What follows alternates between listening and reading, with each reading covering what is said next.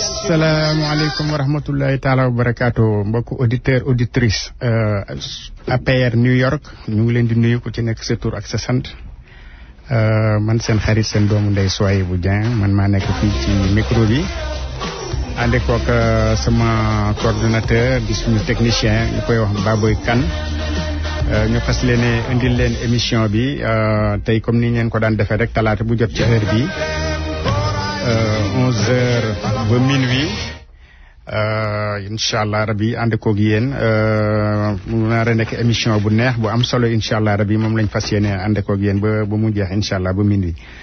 léegi ñu leen di yëgal ne leen ku bëgg a déglu émission bi live sa computer mën nga dem ci www.wpat930am. bu fekkee da nga bëgg a déglu sa téléphone mën nga téléphone live mën nga composer 641 552 8762 641 552 87 62 bu fekkee émission bi raw na la nga bëgg ko dégluwaat incha allah mën nga download sunu africaradio.com bu suñu xarit El Hadj Ndaw incha allah di nga mën a dégluwaat émission bi yëpp ci entièreté bi. kon ñu leen di nuyu di leen gërëm di leen sant Baboy ñu ngi lay nuyu di la fay ñu ngi lay nuyu bu baax a baax. oui Souhaïbou Dieng maa ngi lay nuyu di nuyu auditeurs yëpp man la Baboy Kane donc fii ci studio WPAT 930am di rajo APR fii ci New York. jërëjëf Baboy kon xam naa Mamadou Seck bu fekkee yaa ngi ñuy déglu am nañ fi ñaari tàgge yu ñu war a jàllale xam naa Mamadou. dina dugg incha allah indil ñu tàgge bi bu ko defee incha allah rabi ñu continuer ak yéen programme bi Mamadou sax dugg na xam naa dañuy tàmbali rek incha allah rabi Mamadou ñu ngi lay nuyu di la ziar di la sant di la ndokkeel nga amoon fi xam naa ñaari kayitu tàgge yooyu ñu waroon indil ñu ngi lay déglu Mamadou Seck. yes sëñ Souhaïbou. waaw ak sëñ Baboy maa ngi leen di nuyu. yéen ñëpp kenn ku ci nekk sa tur ak sa sant di nuyu auditeurs yi auditrices yi. xam nga nag àddina bànneex ak naxar ñoo ànd. dëgg la. ku bakkan bu mos a mos dund di nga mos dee. dëgg la.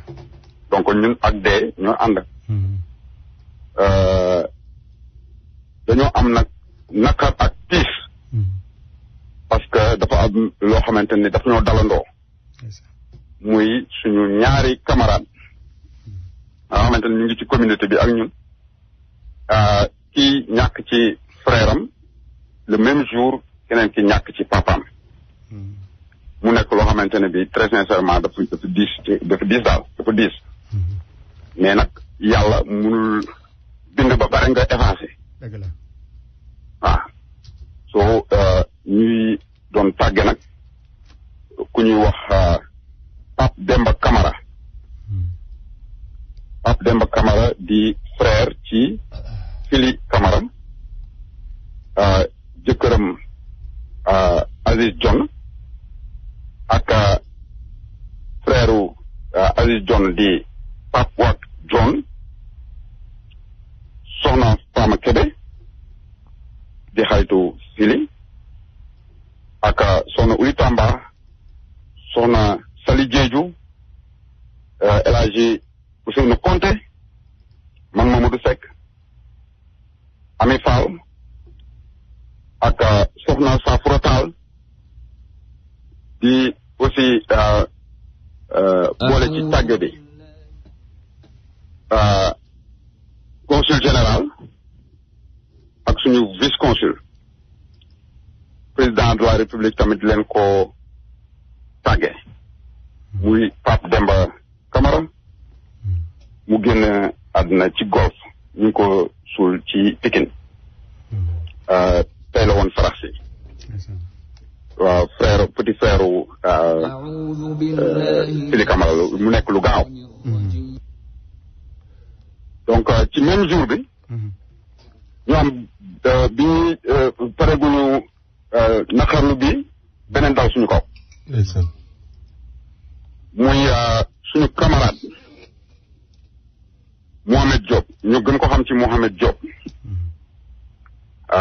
mu tudd Alioune Fall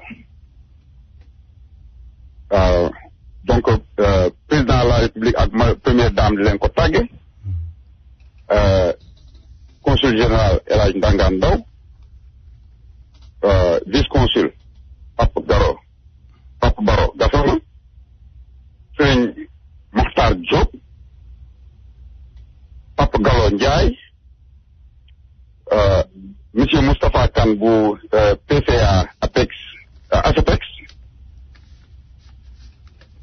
ak Doudou Kane ak Soxna Anta Gueye ak waa section Bronx yëpp ñoo am naqar di leen tàggee papa yi Mohamed Diop bi nga xamante ne génn na àdduna démb ci suba ñu doon ñaan nag képp ku nga xamante ne bii mën nga leen a ñaanal nga ñaanal leen ñu ngi leen sàkku ñëpp def Fatiha ak 11 xul wallaaw merci beaucoup. jërëjëf أعوذ بالله من الشيطان الرجيم بسم الله الرحمن الرحيم In the name of Allah. wa sadaqallahul azim kon ñuy wax ñu ngi àndandoo di wax inna lillahi wa inna ilayhi rajiun di ñaanal ñooñu fi bàyyeekoo yal na bur yàlla tabaraka wa taala xare leen aljana yal na saraxam yàgg ci loxo njaboot gi ñu fi bàyyi ñi leen fetu gi na ak mbokk yi te liñ doon jëf yëpp ci lu baax yàlla fay leen ko te jéggal leen lépp saban kon nag ñu ngi sant yàlla Pape Baboy. oui surtout di dellu. monsieur Abou Diallo aussi. voilà ñu koy suñu député moom. incha allah rabbi. oui jërëjëf Max. donc Mamadou Seck ñu ngi la koy jaale bu baax a baax di ko jaale aussi suñu camarade bi nga xam ne mooy. Mohamed Diop suñu rakkal la vraiment. ak Sili Camara ñoom di yëngatu bu baax a baax ci parti bi vraiment ñu ngi leen koy jaale di ko jaale Abou Diallo comme ni nga ko waxee. le honorable député ak bépp membre communauté bi vraiment loolu tiis la. et puis vraiment kooku nga xam ne nag moom mooy yaroon Mohamed Diop vraiment nga xam ne Mohamed sax presque xamul papaam. waaye kooku daal mooy léppam donc vraiment donc voilà.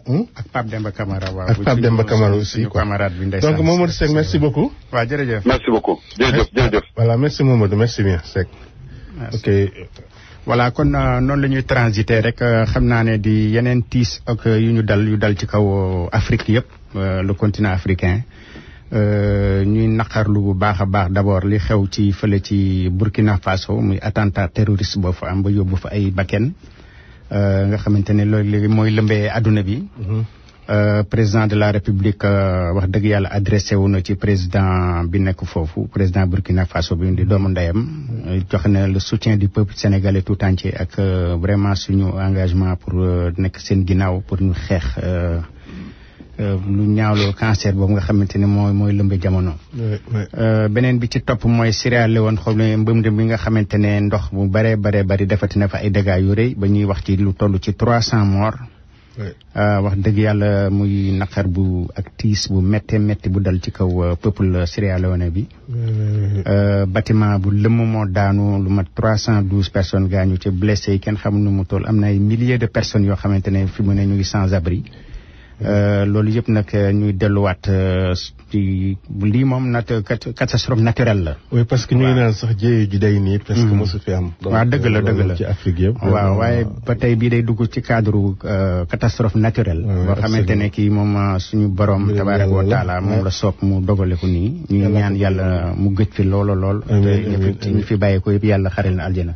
président de la république aussi noonu la ko defee yónnee na soutien peuple sénégalais bi yëpp. fële ci président Sierra Leone mais ak le peuple de Sierra Leone nga xamante ne ñu ngi leen di jaale bu baax a baax li leen dal di kii naqar bi ci ñoom ndeysaan jërëjëf. ci kaw loolu nag xam naa ne ba tey ñu ngi continuer ci information yi rek leen yëgal ne Serigne Mamor Mbacké ibnu Cheikh Mouhamadoul Mourtada xam nga les journées culturelles Cheikh Ahmadou Bamba yi ñuy def ci Amérique fii muy Bamba Day ak semaine culturelle bi tey la officiellement tey la jeex fii ci New York jokkoo woon nañu ko suñ Pape Set Dramé ci téléphone bi mu leeraloon ñu ko ba ne tey ji la jël fin officiellement sëñ Mamor daje woon naa communauté bi yëpp biig démb waxtaan ak ñoom comme ni mu koy defee année bu jot tàggatoo ci tàggatoo bu dul tàggatoo comme ni ñu koy waxee joxewaat dénkaane yi gën a ñaax nit ñi ci ñu gën a góorgóorlu surtout boo nekkee ci réewu jàmbur di jànkoonteeg bëgg-bëgg yi te moytu tere yi bu baax a baax a baax te jéem a gën a sax doon ay taalibe saadix doon ay jullit comme ni ko ku tedd ki sëñ Mourtada Mbacké doon yëngoom yëpp ak dundam yëpp nga xamante ne ci foofu la ko tegoon pour nit ñi gën a jub rek gën a jege yàlla gën koo ragal gën a jaamu yàlla ba jot ci ay payam te yàlla mosul ñu ci jafe-jafe yi.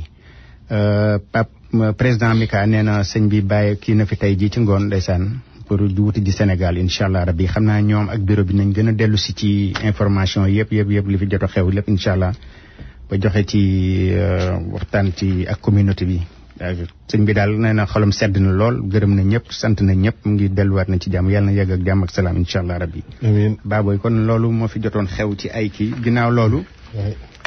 li ñu tëjee mooy xam nga suñu la communauté chrétienne. tey c'est le 15 août muy Assomption. ñu leen ci ndokkeel di leen ci ziar di leen ci ñaanal. ñoom it li seen yëngu yàlla defal leen li ñu bëgg. musal leen ci jafe-jafe yi ak njaboot géeg yëpp defal ko waa Sénégal yëpp nga xamante ne Sénégal benn bopp la comme ni ñu koy waxee. c'est un pays laïque ñunu neen la comme ni ñuy wax c'est nous dans nous. exemple à travers le monde suñu ni ñuy vivre en quiétude en parfaite harmonie. catholique ak jullit ak yëpp ci bokk tey ñoom di seen bés muy Assomption ñu ngi leen ci ndokkeel di leen ziar. macha allah Baboy def naa am nga benn élément sax bu ndaw ñu teg ko ci di ko ndokkeelee. catholique yi waaw monsieur Alphonse Mendy ak toute la communauté catholique. kii bi avec ñu aussi waaw ñoom ñëpp waaw ñoom Samba Prosper ak ñoom ñëpp ndeysaan. suñu waay la suñu xarit la. waay dëgg la. waay la communauté catholique daal ñu ngi ànd ak ñoom mbégte bi di ànd ak ñoom feet jeeg yëpp quoi di leen ziar bu baax jërëjëf. kon léegi xam naa am na benn émission.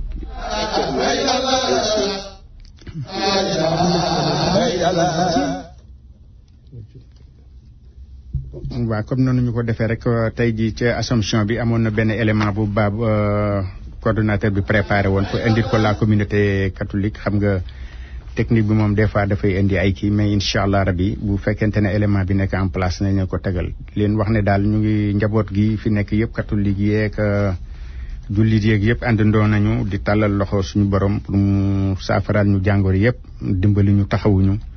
suñu geet Sénégal gëla ñu amul lu dul moom yàlla def fa jàmm dolli fa jàmm te li fa am ñu bañ ko sàggane incha allah rabbi ba ñu defal ñu liñ ci bëgg incha allah rabbi xam naa dinañ jëluwaat ci élément bi incha allah bu ci kanamee tuuti léegi Baboy xam naa bu fekkente ne mën nañ transiter incha allah rabbi ci xew-xew bi fi jot am ni comme ça ñu mën a dugg ci kii bi jërëjëf.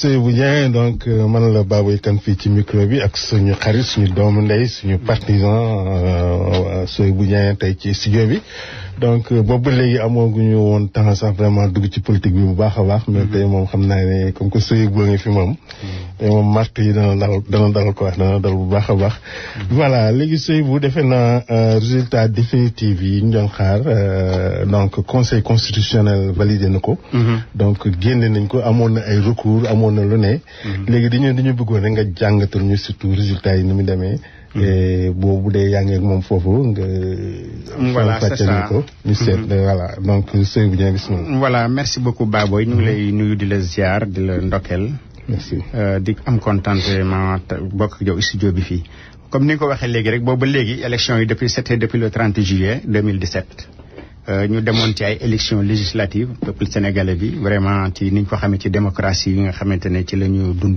depuis des siècles sax on peut dire yàlla def ñu nekk am njiit boo xamante ne macha allah bu ko mate la respecter le calendrier républicain malgré dañuy wax fii di naan dina keeg yooyu mais ba léegi nii ci tànk boobu la taxaw mu ngi respecter le calendrier inchallah kon ni ko constitution bi bëggee aussi ñu demoon foofu nag jongante lañ koy woowee muy élection 13e législature bi bari woon na ay demalanteeg fekkalante mais alhamdulilah bi ñu demee ba ci cappaandaw gi le peuple sénégalais wane waat na boppam macha allah wane ne c'est un peuple mûr boo xamante ne bu fulla jotee mu def fulla bu toog jotee mu toog élection yi nag ni mu tëddee woon résultats yi provisoires yi génnoon na ñun ñëpp dégg nañ ko mais xam nga day mbilli gi mooy le conseil constitutionnel ñoom ñoo yore le dernier mot ñoo yore baat bu mujj bi macha allah léegi nag joxe nañ seen verdict bi mooy ñoom nee nañu ci am na 6,219 446 électeurs ñoo bindu woon mu am ci 3,337,494 votants. léegi ci biir 3 millions et quelque boobu votants li nga xamante ne mooy ñi nga xamante ne seen vote dëgg voté nañu. te ñu compté seen vote mooy 3,310,453. selon la décision du conseil constitutionnel. mu nekk un taux de participation de 53,66% Baboy Kane loo xamante ne c'est une première dans l'histoire du Sénégal. Absolument. parce que day wane ne léegi nii élection législative nekkatul comme nañ ko kii woon rek naan di ko ñàkkal fayda léegi dañ xam nañu njëriñ li ci nekk te loolu yëpp nañ ci ñëw bu ci kanamee. Benno Bokk Yaakaar daal di am 1,637,761 voix. daal di jël 125 am sièges yi ci député yi am na 125 députés muy téeméer ak ñaar fukk ak juróom. muy 75%. voilà c'est ça. total bi assemblée bi yëpp fanweer la ak fukk ak juróom ci total bi léegi ñoom ñoo jël ñaar fukk yi ak téeméer bi ak ñaar fukk ak juróom yi. coalition gagnante moo ci topp mooy bu ñoom maître Ablaye Wade. am nañ 552,000 voix. ak lu tuuti am na ñoom 19 députés. waaw fukki député ak juróom-ñeent. léegi ci toppaat mooy Manko Taxawu Sénégal mooy ñoom Khalifa Sall ak Idrissa. ñoom waaw c'est ça ñoom am nañu 388,000 voix. ak 188. léegi am 7 députés muy juróom-ñaari député. bon foofu aussi balaa ñuy sori rek njàngat biñ ci am mooy. nee nañu tasaaroo ñaari coalition yooyu. moo waral Benno Bokk Yaakaar gagné mais chiffres yi fii weddi na ko. waaw mais c'est clair. waaw chiffres yi weddi na ko fii parce que boo boolee ak 7 bi boo ko boolee. c'est ça 26 députés la ñu am. très bien bu ko boolee aussi sur le nombre de suffrages. ci voix yi exprimées. presque ëppale nañ leen presque lu mat 700,000 voix. donc je crois que kooku tasaaroo bi bu ñu àndoon sax ci lay gën a ñaaw je crois. léegi yeneen coalition yi ci topp. am na 14 partis yoo xamante ne ñoom ñëpp dinañ représenté à l'Assemblée nationale loolu ba tey aussi muy une première. waaw parce que day wane diversité bi nekk foofu. mais nag balaa ngay dem aussi foofu Seydou Dieng bëgg naa surtout ci 4e position bi. kooku ñuy wax PUR. waaw Moustapha Sy nga xam ne am na 7 député. mais boo seetee à part Benno Bokk Yaakaar bi. defe naa ki ci gën a baax la score moom la. waaw justement. voilà parce que boo seetee li ci des sëpp c'est des coalitions. justement mais moom kenn moo dëgër fit. ne man kenn damay dem ci élection yi. ànduma kenn. très bien léegi sax loolu am na lu mu jur. parce que léegi ñoom ñu ngi réclamer déjà le statut de chef de l'opposition. voilà loolu moom beneen discussion lay doon. c'est dëgg vraiment moo ko mérite. je crois que dinañ ci parce que boo ma nee coalition président de la président Ablaye Wade. 19 députés la ñu am. waaw 19 te mu ànd ak ki nga xam ne mooy comment dirais-je. Pape Diop. ànd ak kii beneen Diop bi encore kii. Comment il s'appelle qui sant Diallo d'abord. Mamadou Lamine Diallo. Lamine Diallo ñoom waaw ak Diop Decroix. ak Diop Decroix. voilà c'est ça clic boobu yëpp nga xam ne ñoo gënoon a farouche fii ñoo gënoon a rëy Lamine fii mais amuñu lu dul 19 députés. voilà 19 députés avec inclus le président Wade. te ma wax la benn affaire foofu. sooy bu ñëwee. imaginez que président Ablaye Wade soobul woon ci génn gi. c'est-à-dire mu toogoon Versailles ne bàyyi naa ko xale yi. non kon du ñu am député. parce que loolu nag moo ko indi parce que gisoon na loolu. et puis dafa xam ne ko aussi le combat de son fils da ko war a mener jusqu'au bout. te conditions yi rek la ko mën a wane. donc dëgg la voilà c'est ça léegi bu ñu continuer ci liste pour ñi am député balaa ñëw ci kii bi. Moustapha Sy Moustapha PUR wax nga ko am nañ 3 députés. exactly voilà c'est ça PVD mooy bu sëñ Modou Kara Mbacké. parti pour la vérité am nañ benn député. defe naa ñi si des ñu benn. voilà c'est ça waaw léegi ñu mën a wax rek ñan ñoo am député. peut-être rapidement parce que coalition Yeesal bu Fada. am nañ benn député. Buntu bi bu Théodore Montel am nañ benn député. Convergence patriotique bu Demba Diop moom la ñu woowee Diop Sy. moo am na benn député. Initiative pour une politique de développement bu Ibrahima Nguété Abou Nguété am na benn député. ànd Yeesal liggéey bu ancienne ministre Aïda Mbodj am na benn député. Oser l'avenir bu Aïssata Tall Sall am na benn député. Sénégal day dem bu Cheikh Tidiane Gadio am na benn député. ndawu askan bi am na benn député mooy bu Ousmane Sonko. léegi boo ñëwee ci du ko tëj mooy les 15 députés de la diaspora. mais balaa ngay àgg foofu d'abord. je veux savoir dama bëgg ñu ñëw ci sur les grands perdants. d'accord gis nga El Hadj Diouf bi nga xam ne moo rëyoon lamiñ fii. même jigéen ñi nga xam ne ñoo nekkoon ak moom ci à l'Assemblée nationale. amul façon saaga ba mu leen waxul. dëgg la nee na leen ko xaw ma da ngeen jaay seen bopp. non façon taxaw na fi sax nee na Assemblée nationale bi gën a yées ci àdduna bi. mooy bii nga xam ne. c'est-à-dire lii la gisoon. dëgg la lii la gisoon. keneen ki mooy Abdou comment ça s'appelle. Abdou Mbaye l'ancien premier ministre. donc ñoom na affaire yi commencé naa neex rek moom it ne day dem posé wu. day dugg ci xare bi. mais xare bi nag ça se prépare mon frère c'est pas comme ça. dëgg la loolu yëpp dañ koy delloo njukkal le peuple sénégalais. très bien très bien. parce que comme li ñu wax rek on peut pas être au four et au moulin. mais nag laala gu ñu ndaamal Kajoor de. non fa lañ jëm. parce que ñoom ci kees. kooku du ma ko bàyyi noonu de. non xamul fan laa jaaxlee ci moom. ak voyage am yi nekk à l'étranger je crois que mu ngi fay build na fa am na lu mu fa build. mais amuñu sax ñoom seen coalition bi amul sax benn député. mais lii nag moo doon le problème parce que. boo gisee ndaamal Kajoor naan man du ma jiite. damay ñëw bokk ci coalition. te nekk ci ginnaaw. lii la gisoon. voilà c'est ça. c'était clair. xam na ko léegi 12 députés. 15 députés de la diaspora yëpp 12 yi Benno Bokk Yaakaar jël nañu ko. rafet na ko oui. wattu bu président Wade ñoom ñoo ak seen coalition bi ñoo am 3 députés mooy député Italie bi ak Espagne je crois ak Portugal. 3 la ñu moom lañ jël. mais sinon 12 yëpp diaspora bi jël nañ ko foofu nag dinañ taxaw tuuti. di féliciter suñu camarade muy Aboubacry Diallo. macha allah. nga xamante ne conseil constitutionnel dëggal na. validé na victoire bi. mu ànd ko validé na aussi victoire soxna Nogaye Boub comme suppléant am. macha allah waaw parce que ñoom aussi ñoom ñooy validé candidat titulaire bi ak suppléant bi yëpp quoi. oui. léegi ñu leen di féliciter foofu vraiment di leen ñaanal yàlla. yàlla na victoire bi jig leen. amiin te président am na lettre bu mu def ci kanam xam naa dinañ ko lire. bu ko defee am na recommandation yu mu leen jox ñoom it ñoom ñi falu ñëpp incha allah rabbi. dinañ ci bu baax léegi amoon na ay recours mooy maanaam ñi nga xamante ne dañu am gis lu leen metti ñu bind conseil constitutionnel bi pour ñu soit annuler ay vote wala xam nga rek jël ay victoire yoo xamante ne dañ koy jàllar bi waat pour mu bañ a valider mais yooyu yëpp kenn topp leen ci. c'est-à-dire que ñoom li nga bëgg a wax foofu daal mooy que dafa am ñi nga xam dañuy contesté woon résultats yi. c'est ça. dañuy contesté woon résultats yi. voilà ne dañuy dem. voilà c'est ça dañuy dem foofu voilà c'est ça loolu nag aussi li ci jar a préciser bu baax a baax a baax. moo di ne même Benno Bokk Yaakaar. li mu doon contesté aussi ñoom fekk ñu leen ci. parce que ñëpp xam nañ la xew Touba. élection yoo xamante ne wax dëgg yàlla mu am du sabotage ak vandalisme boo xamante ne c'est du jamais vu.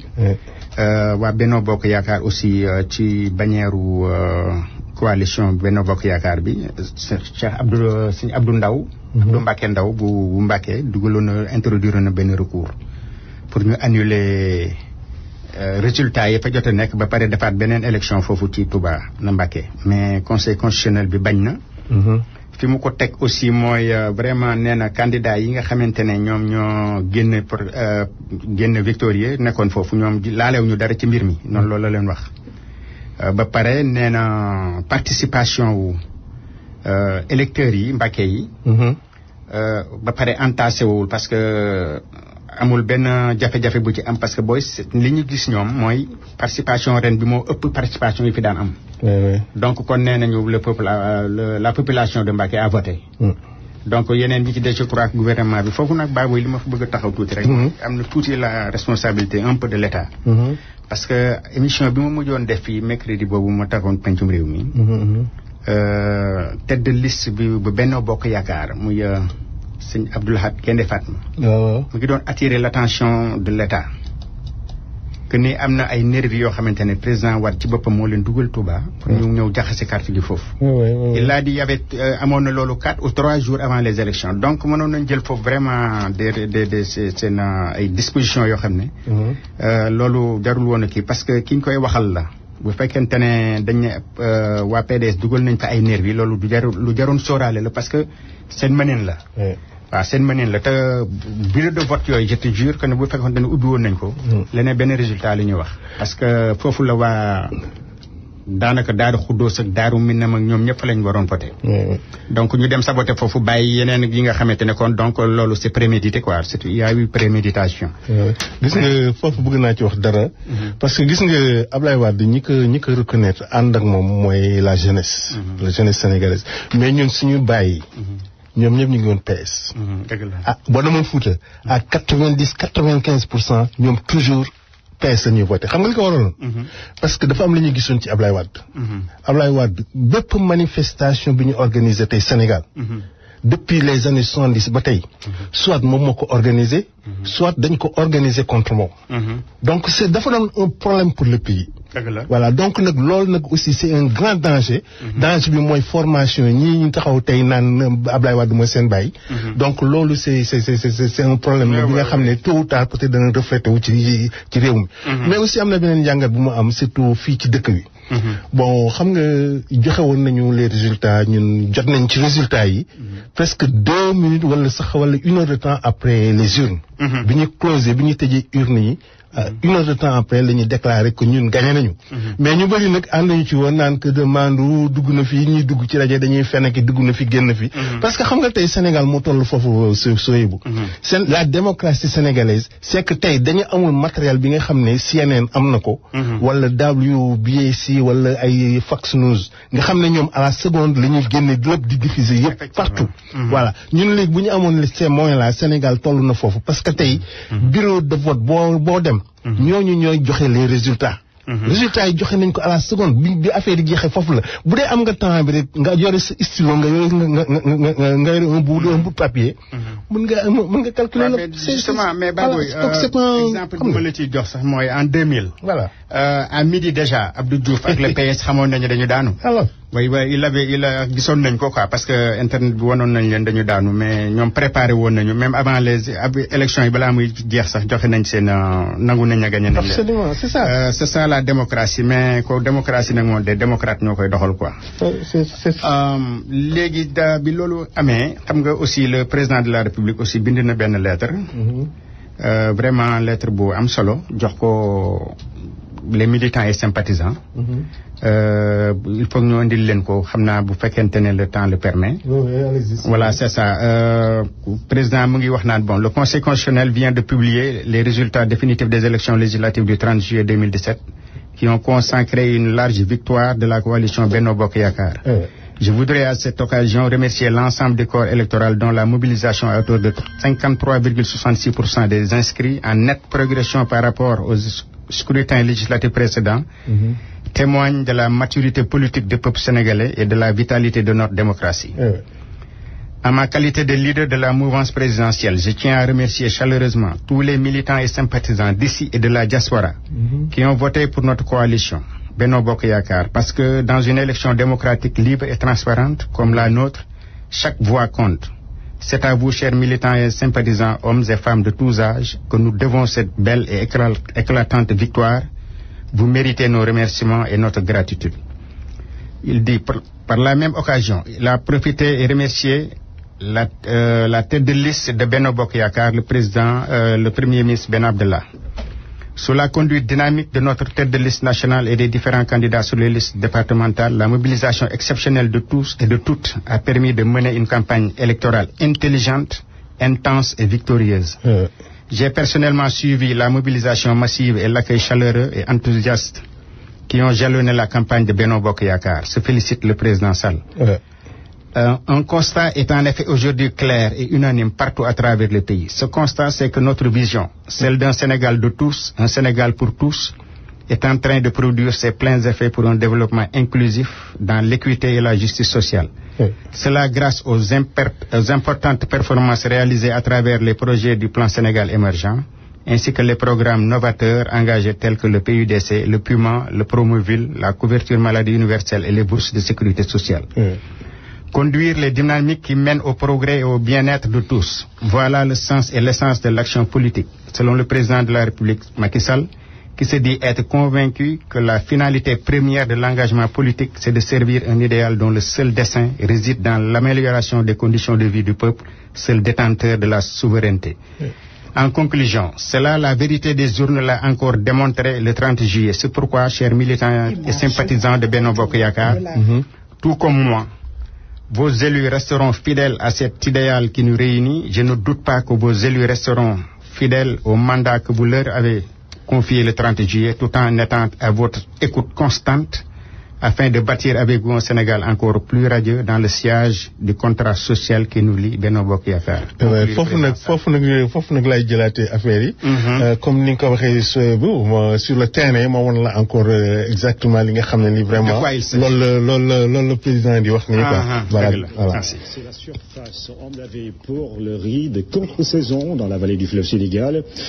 Mais cette année, les dernières récoltes sont en cours. Les producteurs ont obtenu des rendements exceptionnels, 8 tonnes à l'hectare pour le paddy, de quoi créer l'émulation et espérer l'autosuffisance. Pabounakawa.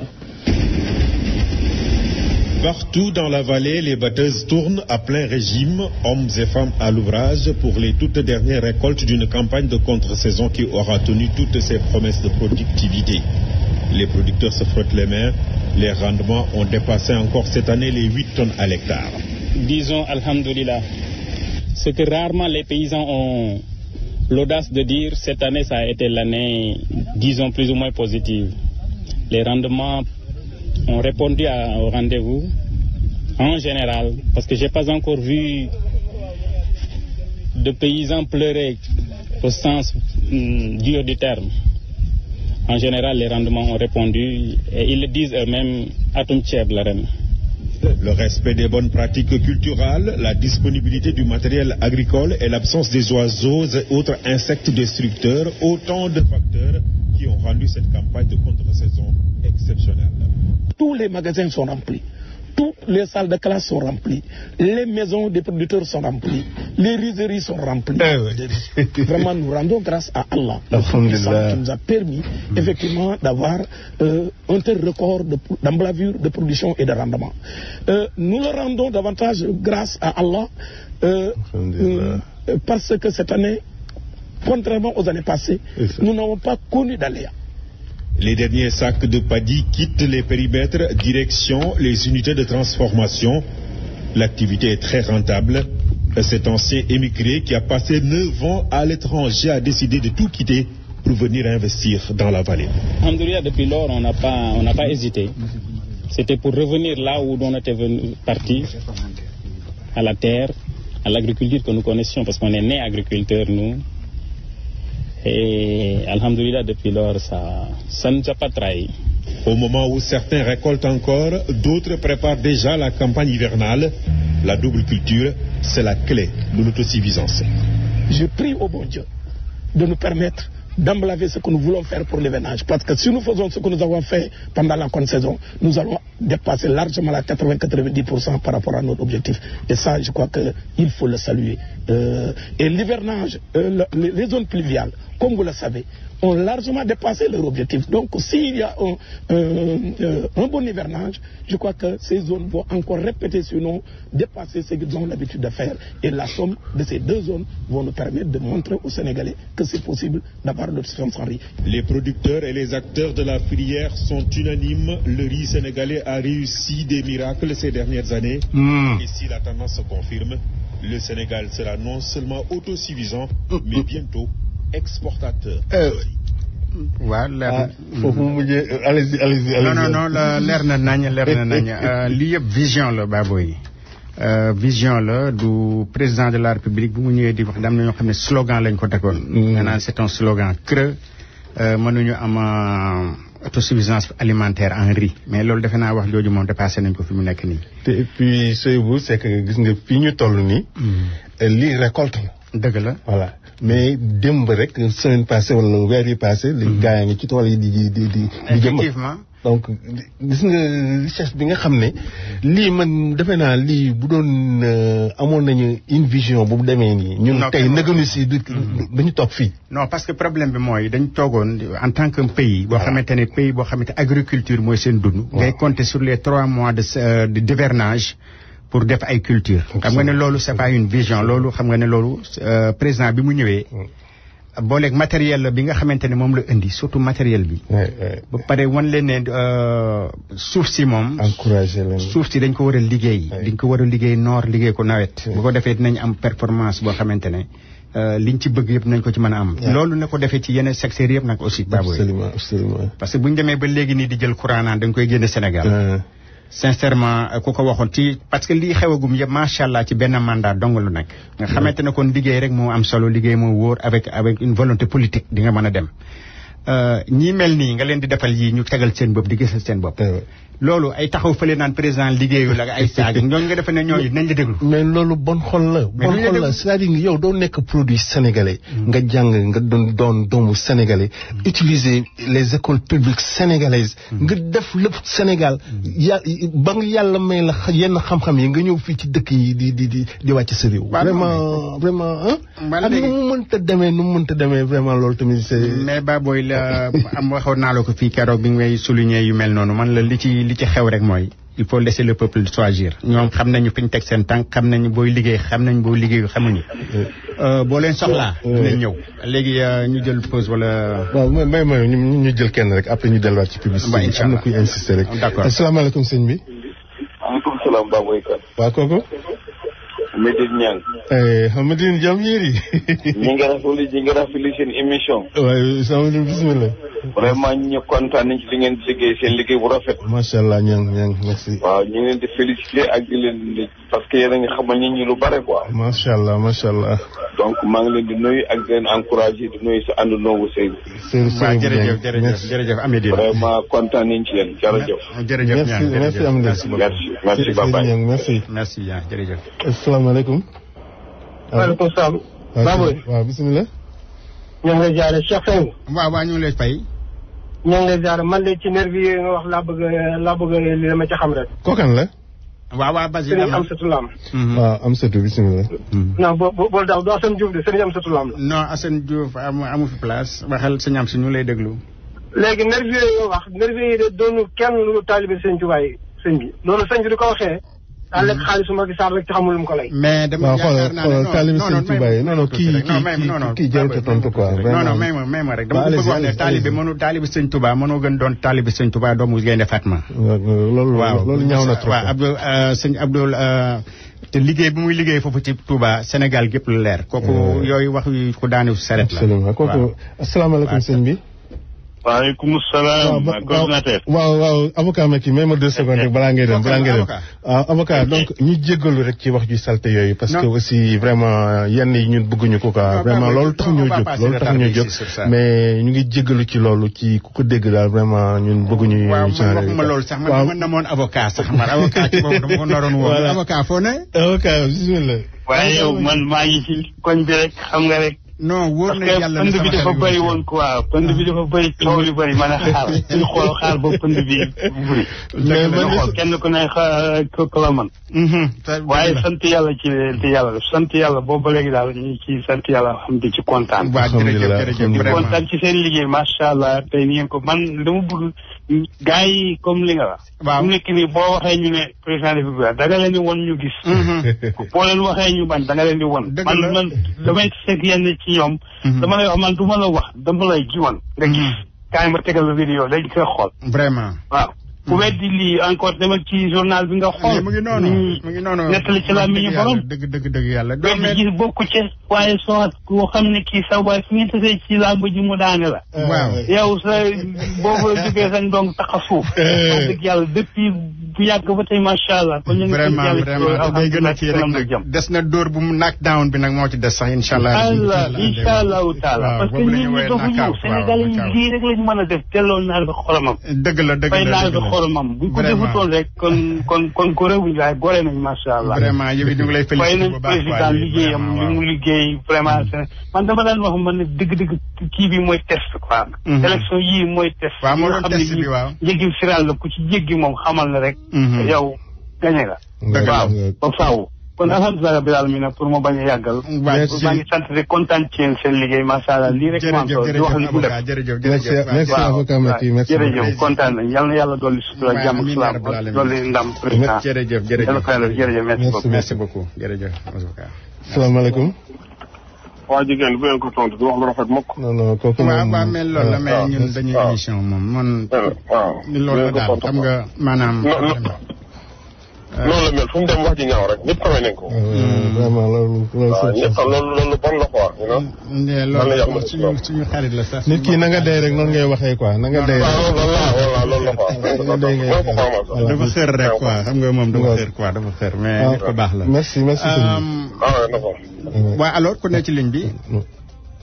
waa léegi ñu jël pause musicale Baboy. allo. wàññil rajo bi wàññil. allo. waaw Baboy. waaw salaamaaleykum. na nga def sa Six Man waxal gars yi ñu yàlla nañu yàgg ci boobu tuuti yi. dikkati naa. dikkati nga.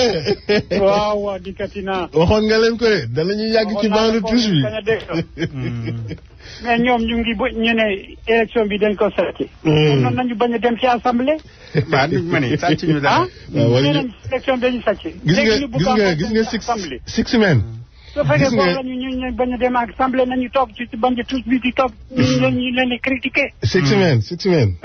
gis nga doo gagné foo gagné rek nga ne jàmm la c'est normal gagné naa wala. mais foo ñàkk na fu ñu la dóoree nga xuntu. naan ko demeewul nii xaw ma dugg na. léegi ñu toog ci bañ a toujours ñu bañ a dem ci assemblée. voilà su fekkee kii nañu bañ a dem ci assemblée. absolument mais nag xam nga suñu gars yi rek. nuyu naa leen émission kontaan naa ci. waaw jërëjëf. ok sooy bu baax. voilà c'est ça xam naa Baboy dañ ciy profité nag vraiment di remercier ñëpp di remercier candidats yi nga xamante ne aussi sont de l'opposition demoon nañ élection. ñu xam ne ay doomu ndey la ñun ñëpp xam na nee naa la élection yi moo gënoon jafe ci man.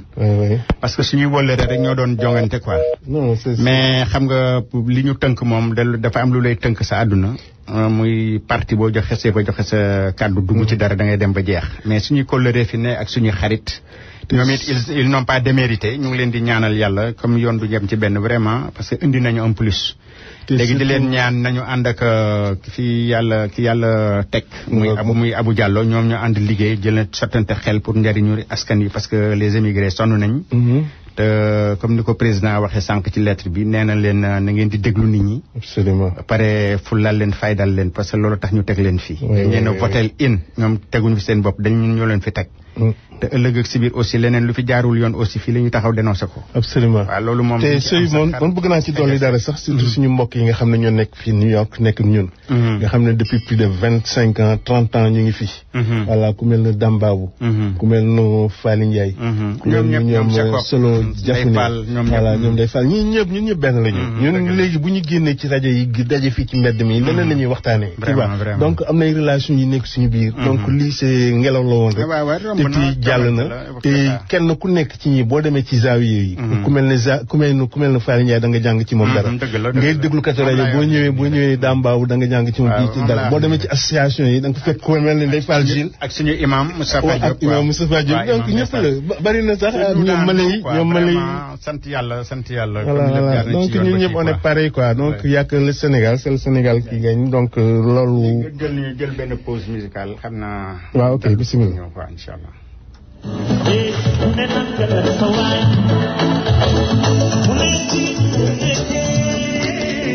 dañuy lang ak suñu waay muy neex te du masa naqari dañuy dem ba Kër Kumba restaurant boo fa demee da nga fa fekk lekk gu sell gu neex ñi la ko jox yaru nañ xam nañ seen liggéey da ngay dem ci 125 ba 106 rue ci diggante 7 ak leen ak Savani boo demee Kër Kumba da nga fekk ceebu jën ceebu yàpp supp kanja suluxu mbalaxu dibi bu sew dibi Sénégal ginaar bu ñu lakk jën bu ñu lakk da nga fekk ataay da nga fekk tii da nga fekk télévision boo xam ne loo bëgg a seetaan da nga ko seetaan kon da ngay daal di woote rek ci 212 866 39 00 212 866 39 00 boo demee da nga fekk soxna Awa Gumbale ak ñamu àndal yàgg na ci liggéey bi respecté nañu fay ñëw ñëpp kon ñun ñëpp dañu ànd dem Kër Kumba restaurant.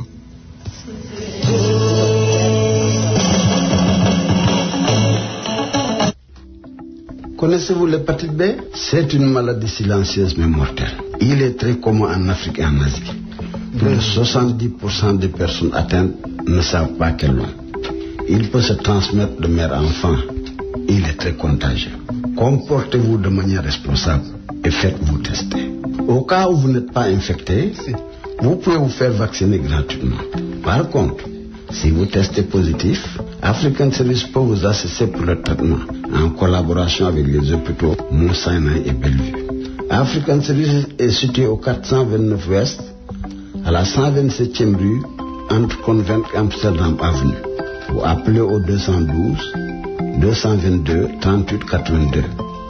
Le bureau est ouvert du lundi au vendredi, de 9h du matin à 5h du soir. N'hésitez pas à y aller. Protégez-vous, protégez votre famille, mais aussi protégez votre communauté.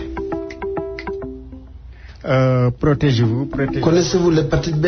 African Services comme ni ko suñu xarit Daouda Ndiaye waxee rek ñu fay bañ a gëj di fa dem ñu lay seetal la bu fekkente ne am na lu ñu gis ci yow ñu fajal la ko bu fekkente ne gisuñu dara ñu prévenir ko incha allah rabi jox la ay garab ba yàlla defal la jàmm fagaru moo gën balaa ngay lakkale. ci 429 West 127e Street la ñu nekk comme ni mu ko waxee léegi ñu jéem a dem foofu seeti leen African Services jërëjëf. Voilà. Voilà, bravo.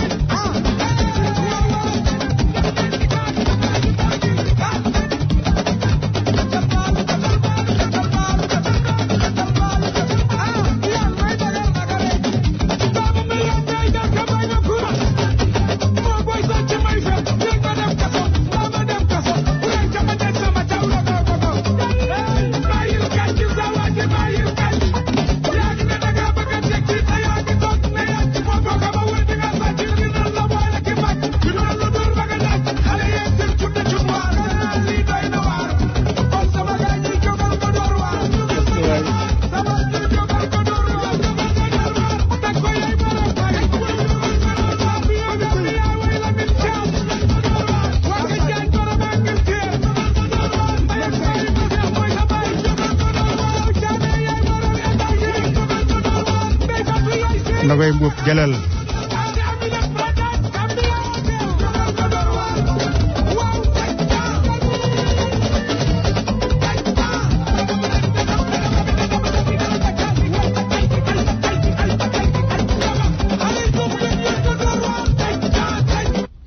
voilà Seydou Dieng defe naa mbalax bi wax na dara. yee waaw boobu Nogay ko moom Nogay Mboup lañ ko may.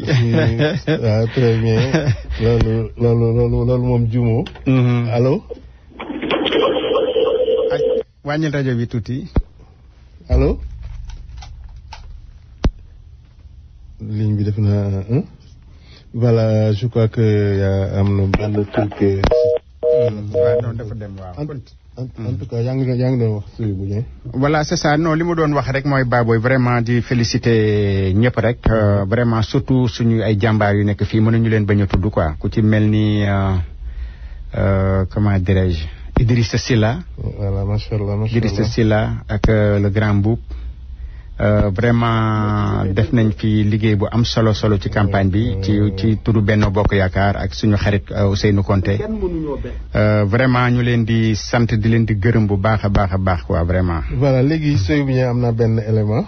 élément bi def naa sa waay la Ndamal Kajoor. Ndamal Kajoor waaw doon na wax après kii yi doon def benn analyse. ñu déglu ko tuuti quoi. matt bu saxaar rek nga génne sànni non parti dafa war a am liberté xam nga parti boo demee États-Unis par exemple yéen a ngi gis primaires yi actuellement ñan ñooy njëkk a xeexante seen biir les démocrates dañuy xeex ba nga defee ni bokkuñu parti républicains yi xeex ba nga defee ni bokkuñu parti ña ca gën a xarañ ñooy génn soog a xeex pour jot Amérique. waaw léegi affaire xeex bi c'est-à-dire Seydou Dieng dafa am Ndamal Kajoor lu mu ñu mos a wax. dafa ne woon ne que bés bu ñàkkee Thiès. day bàyyi politique. du bàyyi dara. voilà mais léegi nag loolu lay confirmer fii. non du bàyyi dara parce que. léegi muy regroupé waat groupe yi kii comment ça s'appelle équipe bi. mu ne leen que nañu retouché waat manche yi.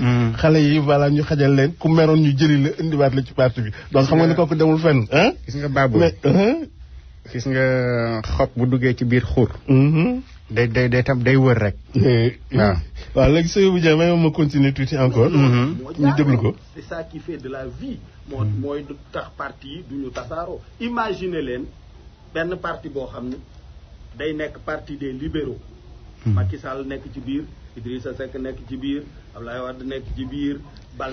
waaw léegi lii nag nee na dafay dream. benn parti bi nga xam ne moom mu nekk ci biir parti bi. Abdoulaye Wade nekk ci biir parti bi.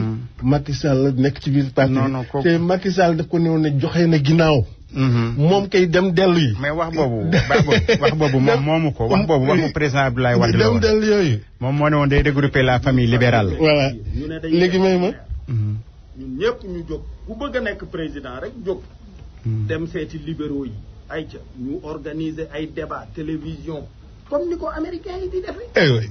mais benn parti lay doon. socialiste yi dem. Khalifa Sall taxaw fële. Moustapha Niasse taxaw fële. Gakou taxaw fële. keneen taxaw fële. ñu joŋante ñoom it. seet kan ci ñoom moo gën a xarañ pour génn.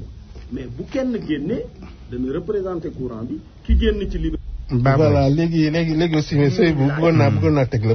non waaye danaa ci ñëwaat léegi. waaw mais ma jël kii rek ci ligne bi après 2 secondes ma jëlaat. alors ki ci ligne bi. allo salaamaaleykum. waaleykum salaam bisimilah. na ngeen def. waaw yaa ngi ci biir.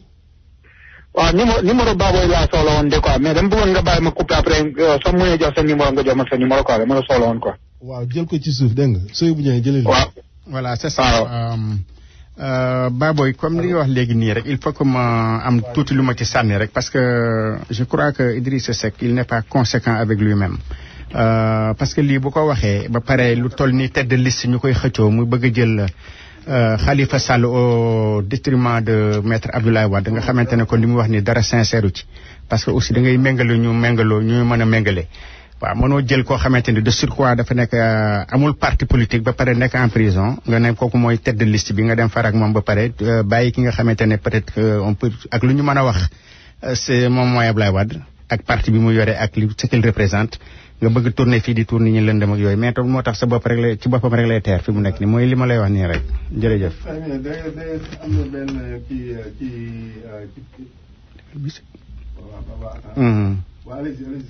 voilà c'est ça kon loolu laa doon bëgg sujet ki wax rek ci li mu déclaration bi mu def léegi day wax yoo xamante ne je pense pas que gëm na ci dara mais Thiès boobu toute façon moom nangu nañ ko ci moom c'est ce qui est l'essentiel loolu moom mooy li wóor.